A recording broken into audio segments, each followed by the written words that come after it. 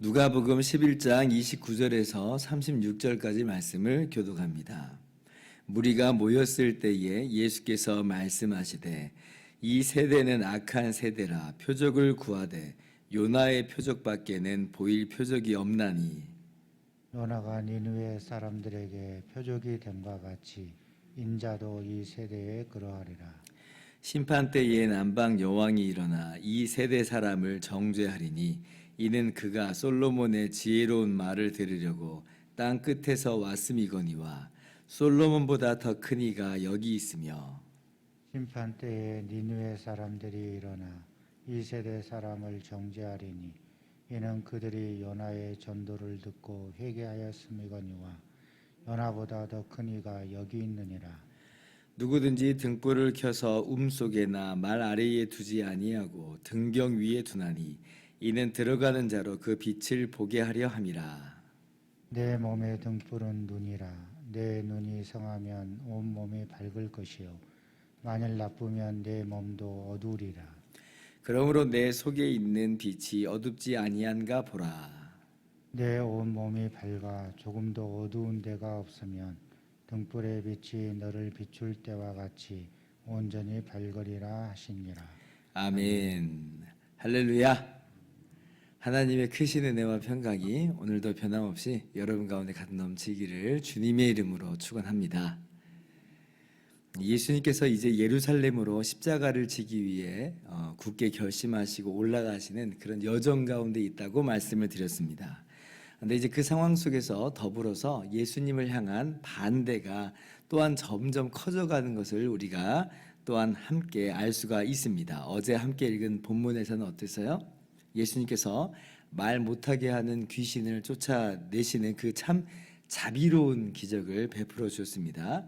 그런데 그 은혜의 현장 속에서도 바리새인들은 뭐라 그래요? 예수님 보고 귀신의 왕인 바알세불을 힘입어서 귀신을 내쫓고 있는 것이다. 그렇게 모욕을 주고 그렇게 왜곡하면서 가짜 뉴스를 막 퍼뜨리고 있는 거예요. 그리고 오늘 이제 또 16절을 보면 이제 그 내용과 연관된 이제 말씀인데, 자, 하늘로부터 오는 이 표적을 구했다 그래요. 그러니까 이 귀신 쫓아내는 걸로는 안 되고 지금 명백한 표적을 좀 구합니다. 보여주십시오. 하늘로서 오는 표적을 구해요. 사실 이 귀신을 쫓아내는 것만큼 참 명백한 표적이 어디 있겠어요. 그런데 그걸로는 인정하지 않는다는 거죠. 그래서 예수님이 하나님의 보내신 메시아라고 하는 그 표적을 보여달라, 이제 그렇게 이야기를 합니다. 그러니까 사람들이 참 얼마나 완악한지, 자기가 보고 싶어하는 것만 보고 자기가 듣고 싶어하는 것만 듣고, 이제 그런 이제 모습들을 우리가 알 수가 있어요. 그러면 뭐 진짜 예수님이 또 다른 표적을 보여주면 그 사람들이 예수를 믿을까요? 그렇지 않을 겁니다. 실제로 이제 요한복음 보면 예수님께서 죽은 지 사일이나 지난 나사로를 다시 살려주시는 정말 어마어마한 기적을 행하시잖아요. 전무후무한 일 아니겠습니까? 그런데 물론 어떤 사람들은 믿었습니다만, 그러나 대제사장들은 어떤 일까지 꾸미냐면 나사로가 다시 살아난 것은 부인을 못해요. 그러니까 어떻게 하려고 그래요?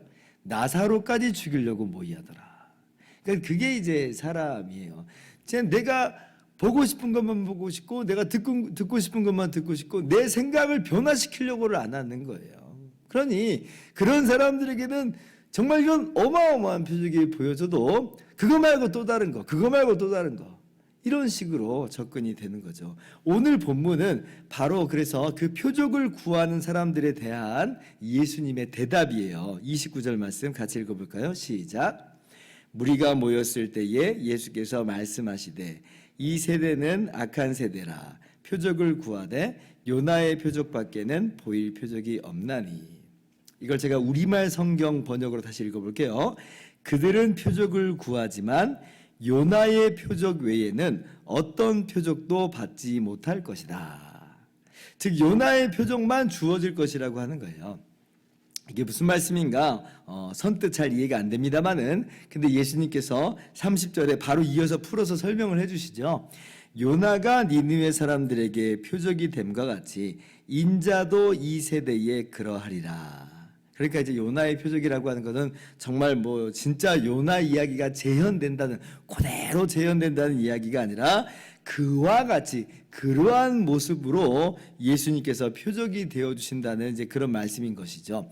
여러분 요나 선지자의 스토리 잘 아실 거예요. 하나님께서 요나에게 니느웨에 가서 하나님 말씀을 선포하라고 하셨습니다. 근데 요나가 싫어했죠. 그래서 하나님의 낯을 피하여서 도망을 합니다. 배 타고 다시스로 도망을 가요.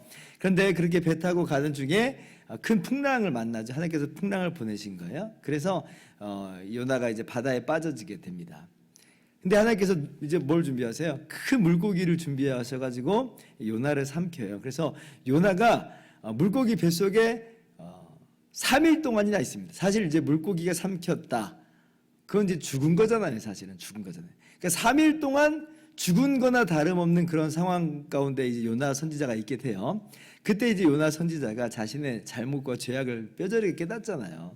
그러면서 하나님께 회개하면서 나아갈 때에 하나님께서 요나 선지자를 다시 이제 하나님의 이 일꾼으로서 니느웨를 보내시는데 이제 물고기가 요나 선지자를 토해 놓아요. 육지에 토해 놓아가지고 그래서 3일 만에 이제 햇빛을 다시 보는 거예요. 요나 선지자가. 그래서 니느웨에 가가지고 그 성 사람들에게 하나님 말씀을 선포를 합니다.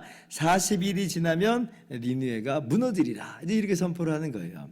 근데 아무래도 그냥 막무가내로 막 그렇게 선포하지만은 않았겠죠. 자신이 어떠한 사람인지 신분을 좀 밝혔겠잖아요. 하나님의 선지자고 내가 이런저러한 일이 있었다. 그런데 너희들 꼭 알아라. 하나님께서 말씀하신다. 40일이 지나면 니느웨 성은 무너진다. 이런 식으로 이제 전체 스토리를 이렇게 풀어 놓았을 것이에요. 그래서 이 요나의 이 기적, 이 요나의 표적, 이것이 니느웨 사람들에게 먹혔어요. 이 니느웨 사람들이 이 요나 선지자의 이 선포를 듣고 회개하고 하나님을 믿는 그 놀라운 일이 이제 있게 되었습니다. 자, 그것 같이, 그러한 모습 같이 요나 선지자가 3일 동안 물고기 뱃속에 들어가 죽었다가 그리고 물고기가 다시 토해 놓아서 다시 살아나는 이 요나의 표적과도 같이 예수님께서 이 시대 사람들에게 그러한 표적이 되어 주실 것이다 라고 하는 거예요. 이 표적만 주실 거라는 겁니다. 이 표적만. 이 말은 무슨 말이냐면 더 이상 이 다음의 표적은 없는 거예요. 이게 최종 표적이라는 거예요.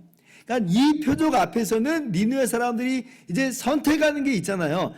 회개하고 믿을 거냐 아니면 요나 선지자의 말을 거절할 거냐 이 두 가지만 있는 겁니다. 안 그러면 이제 망하는 거예요. 40일 뒤에 망하는 거예요. 근데 니느웨 사람들은 회개하고 하나님 믿음으로 하나님께서 그 진노를 돌이키셨어요.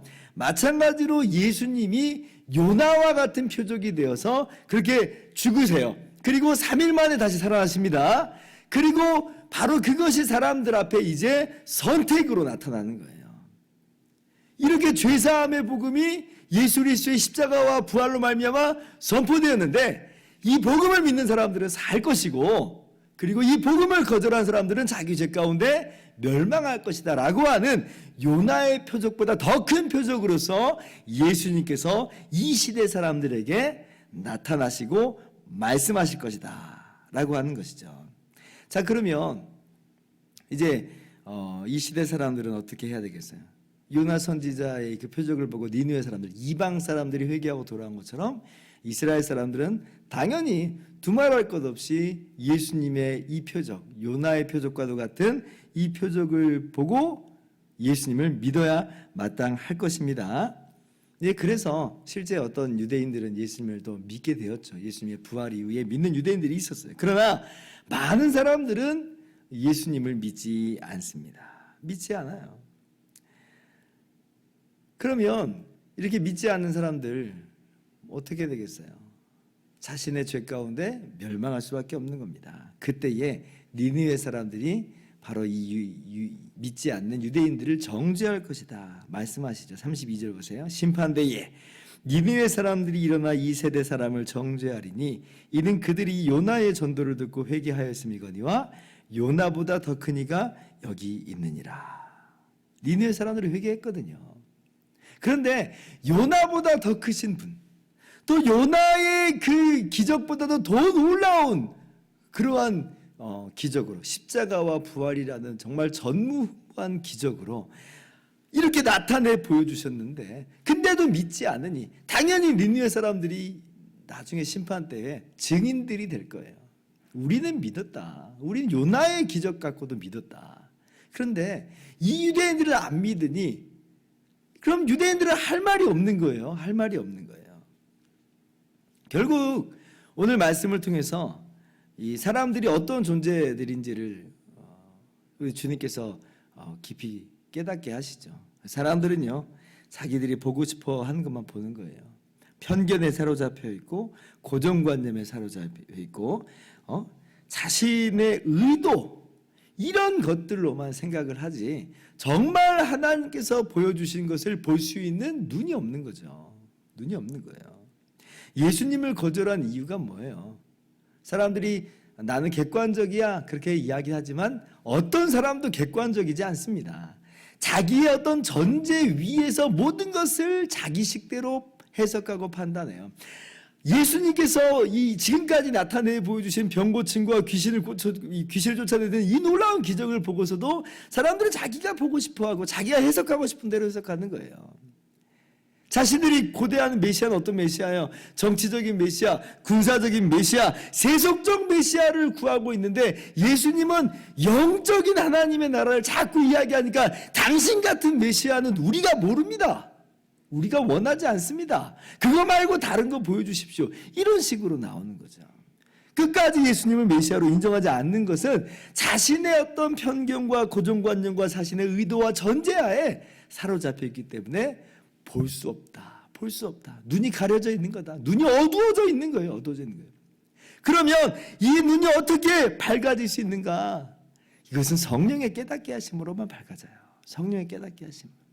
성령께서 이 완악한 마음, 이 딱딱한 마음 깨닫게 하시고 깨우쳐 주시고 그 눈을 밝혀 주셔야 하지만, 그래야지만 예수님을 알게 되고 믿게 되는 거예요. 아들의 소원대로 계시를 받은 자 외에는 아들을 아는 사람이 없는 거죠. 우리에게는 이런 은혜가 주어졌다는 게 정말 기가 막힌 감사의 제목입니다. 그리고 항상 우리가 기도해야 될 것이에요. 오늘도 우리의 눈을 밝혀주셔서 말씀을 읽을 때마다, 우리의 모든 삶을 살아갈 때마다 주님을 발견하게 하시고 주님의 손길을 발견할 수 있게 해주십시오. 그렇게 은혜를 구하면서 나갈 때 우리의 눈이 날마다 밝아져 있고, 그렇게 정말 주님을 발견하고 주의 은혜를 발견하고 누리게 될 줄을 믿습니다. 기도하겠습니다.